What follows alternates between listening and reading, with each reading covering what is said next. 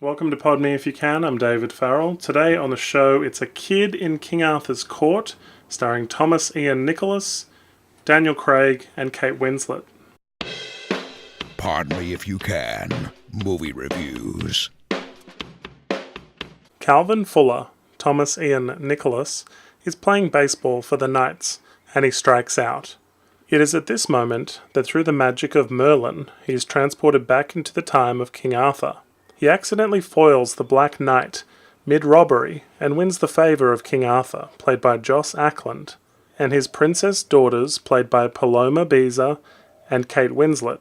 With the help of Merlin, played by Ron Moody, Calvin hopes to return to his time, but the evil Lord Belasco, played by Art Malik, has other plans for Camelot and for Calvin. This is a kids' movie distributed by Disney, where most of the characters will say their feelings out loud. Thomas Ian Nicholas is best known for playing Kevin in American Pie. He's probably the worst actor in that series, next to Tara Reid, and the two of them are forced to share many scenes together. He's of the same caliber here, unfortunately, and there are a lot of cheesy lines that it's tough to deliver, and a cheesy script, obviously for kids, with lines like, "This isn't clamour, this is rock and roll."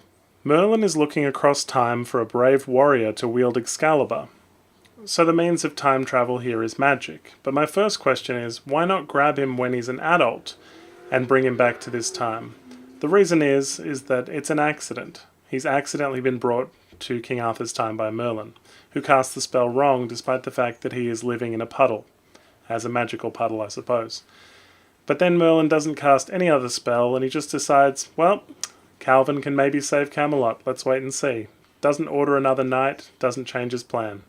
Kate Winslet plays Princess Sarah. Now, Princess Sarah has refused all suitors, and therefore they're holding a tournament to see who will marry her.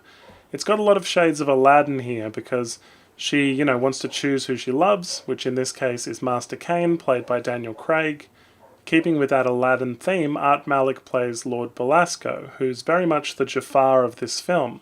He'd like to marry Princess Sarah, and therefore inherit Camelot and become the ruler, which is absolutely like Jafar trying to trick the Sultan. A lot of things here reminded me of A Knight's Tale with Heath Ledger. The fact that he wants to get in the tournament and joust and basically win that, despite the fact that he doesn't have royal blood. And the king does a very am I Sultan or am I Sultan kind of moment where he decrees any man shall be able to enter the tournament, which leads to Master Kane being able to enter. So Master Kane, Daniel Craig, trains the princesses and Calvin in combat. It's not actually clear at any point why Calvin is also trained. There's a real, because he's won favour of King Arthur, there's a real sense of, well, I guess he's just going to do everything as the princesses do. He's hanging out in the kingdom now. There's a flimsy, surely the man that took out the Black Knight isn't afraid of a dummy excuse. Whereas Master Kane is in love with Princess Sarah, Calvin has a little relationship with Princess Katie. Now, he loves bringing back future technology. First of all, he makes her a Big Mac. She loves it. Don't know how he made the special sauce. Then he builds her rollerblades, a bicycle. He tries to explain Valley speak to her. He chews bubblegum with King Arthur. Doesn't mind at all, whatever he's got. The absolute worst piece of the film, though, is when he takes a CD player and flashes the laser from within the CD player and blinds somebody.